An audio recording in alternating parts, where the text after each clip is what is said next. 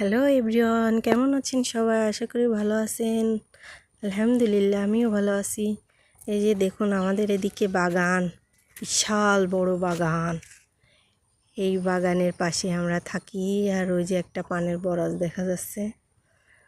ওরে বাবা, বাড়িঘর তেমন একটা নাই, অনেক জঙ্গল।